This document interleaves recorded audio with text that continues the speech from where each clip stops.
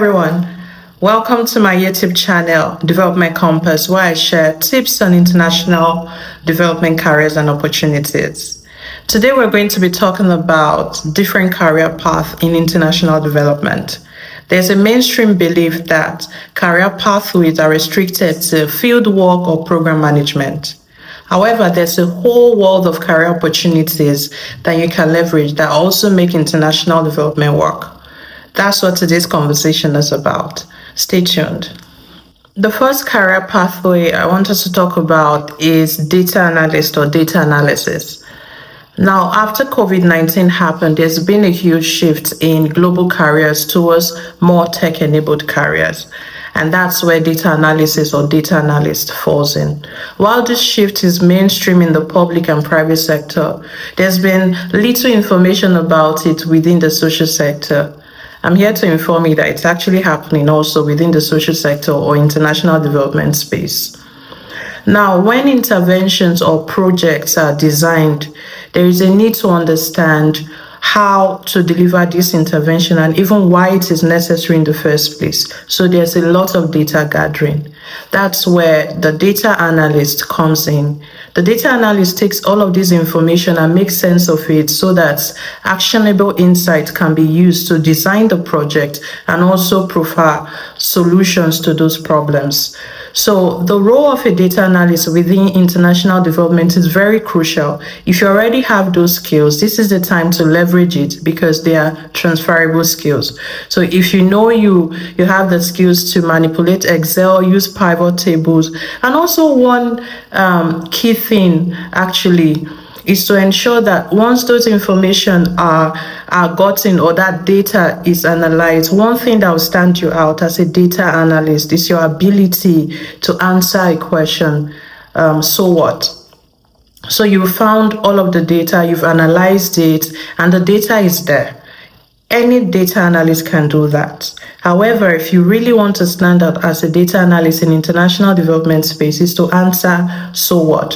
What does this data mean for the program manager who is going on the field? What does this data mean for an organization, a local organization or an international donor within that space? What does it mean for an investor, an impact investor who is looking to see where to invest within development in the next couple of years? So if you have that ability to synthesize information in that way, you stand out a great deal from a number of people who simply analyze data. The second career pathway to think about is communications, effective communication. Again, within the public and private sector, communication is a key and essential part where there's huge investment in it. Within the development space, you hear a lot of people say things like, oh, your impact will speak for you. Whatever you're doing will speak for you. You don't need to make noise about the kind of work you're doing. But the truth is, you do need to talk about the kind of work you do. You do need to showcase the impact you're making in the lives of people because most interventions, they require funding, they require a lot of collaboration and partnerships. And the best way to get more funding for your project or to get more partnership is when you're communicating effectively your value. And so to the person who has such skills, a communication strategist who has those kind of skills, the ability to tell the story of your organization, the ability to elicit response from a wide range of stakeholders would really stand you out. Because again, remember that the social sector is about communities and people. It's not about, showcasing yourself as the hero of the story. It's about the local communities. If you have the ability to tell a compelling story, if you have the ability to zero in on the why of your organization, the reason why these interventions that you're carrying out is important, then you'll definitely be able to stand out within that space. In a digital age that we currently are, where there's a lot of information online and misinformation, how to communicate your value effectively would really stand you out. So if you're interested in communications, feel free to dive right into international development. And just a caveat, within international development space, most people call it development communications because there's a slight difference between how information is crafted within the development space and how it's traditionally done in the public or private sector. Another important and probably one of the most important career pathways within international development is fundraising. Nothing really can happen without funds. As important as funding is to the private and public sector, it's also very important to the development sector. And so there's a huge career pathway within fundraising. Most international organizations and even local NGOs nowadays are hiring fundraisers, fundraising manager, fundraisers, whatever they call it. But the core responsibility of such a person is to help them raise funds through effective and strategic stakeholder management by identifying opportunities where they can leverage and ensure that they have funding for projects and initiatives within their scope. So if you're someone who has a lot of skill and knowledge about business development, you definitely thrive within this space, bringing all of the knowledge that you've gained from the private sector. So the deal is you're not just asking for money. Very closely related to the communications career pathway I mentioned earlier is the fact that you're not just definitely going to go and ask for money, but you want to communicate value to say for every $1, for every 1 cent, for every £1, or for every £1 that a person gives, this is the value of it. How well are you able to communicate this to a potential funder for them to see so much value in the work that your organization does, to be able to part away with millions or thousands for that particular project? I think a key skill in this way would be closely related to the communications one, which is storytelling. A fundraiser must be able to tell a compelling story. Why would I part with $5? I could use $5 to get chicken and whatever for myself, but why will I part with it for a particular project? It's the story behind it. It's how someone crafts that story. Now that's on a micro level. Now think of it on a macro level, where organizations are seeking funds currently from bilateral organizations, from institutional donors and all of that, and foundations, of course. Now, how do you get them to part away with money that is with them that they probably want to invest, but they've not been able to invest it in a social venture? It's the ability of a person to tell a compelling story that promises value, that promises impact. So yes, fundraising is definitely a career pathway to look out for. And if you're interested in it, if you have experience in business development, building and maintaining partnerships, and also demonstrating the value of development work, then this career pathway is definitely something that you can look into. The last career pathway I'll talk about today is focused on advocacy. Now, I know that the term has been misused and used a lot within the international development space, where people talk about policy and advocacy and all of that. Now, today's focus is really on the career pathway and not how the work is done, the career pathway. So you see the organization have crafted different roles for advocacy specialist or advocacy and policy manager and all of that. The aim of this particular role is to raise awareness about a particular issue, to drive policy change, to drive stakeholders to take action.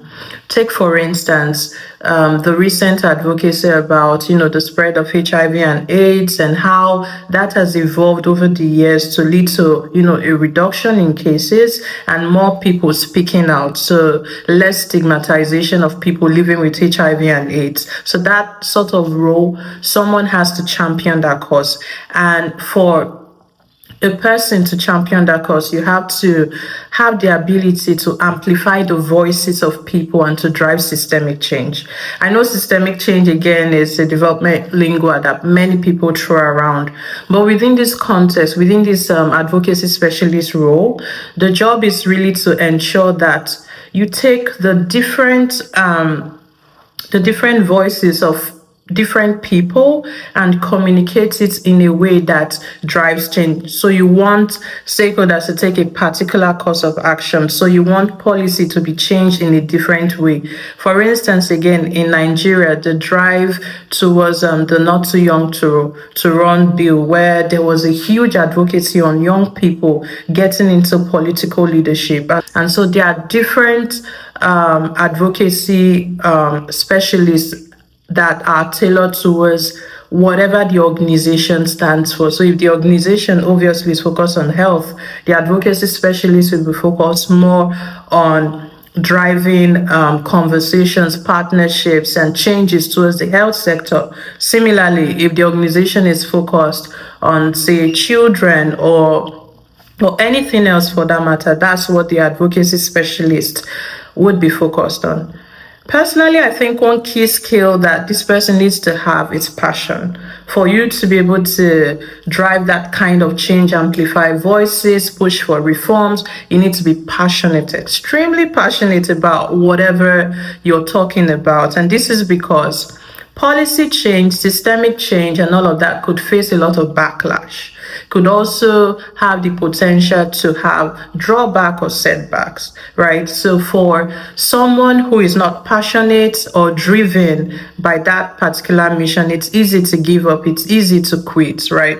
So for someone who is looking at becoming an advocacy manager, you need to be passionate about the cause you're driving. You need to ensure that you really understand the cause as well, in terms of understanding the dynamics between and the dynamics within the stakeholders that need to be interested and influence, the stakeholders that need to be kept informed, all of those things, right? So it's a whole lot of work, but really an advocacy specialist would fight for equality, would fight for fairness, would fight for people in the margins, marginalized communities to be seen and heard. I hope that this video has been useful for you to understand that there are career pathways beyond the traditional project management or field worker career pathways in international development. If you are worried that your background in probably the private or public space would not allow you transition effectively, or you have no experience at all, but you have interest, now there are diverse career pathways that you can leverage even beyond the scope of this video. I would encourage you to go on, do a lot of research, leverage the strong skills that you have, and take note of the gaps in terms of what skills you do not already possess and what you should learn or probably focus on developing. Personally, one key thing that has helped me is transferable skills. I worked in the private sector, transitioned into the development sector, currently work in the private sector, but under the CSR where we do interventions in different countries. So for me, one thing is having transferable skills. Sit down, make a list of the skills that you have, and do research on how it can or how it plugs into the international development career pathways. You will definitely find the link. For instance, if you were a business development analyst or you're a business analyst in the private sector or in the public sector, you can easily fit into a fundraising manager or a stakeholder manager, right? If you're someone who did a lot of data analysis or you're good in using Excel and all the functions, then you'll thrive as a data analyst or a data manager, whatever it's called, in that particular organization. The key is to know that there are career pathways beyond the traditional one, and the international development space is expanding and leveraging technology. So most of these career pathways are incorporating technology on the go, right? And so your ability to be flexible is also something that would stand you out. I hope that today's video is useful for you to just think through the career pathways that are open to you. And please do like it, share, comment. And until next time, thank you for watching my video on Development Compass. Take care.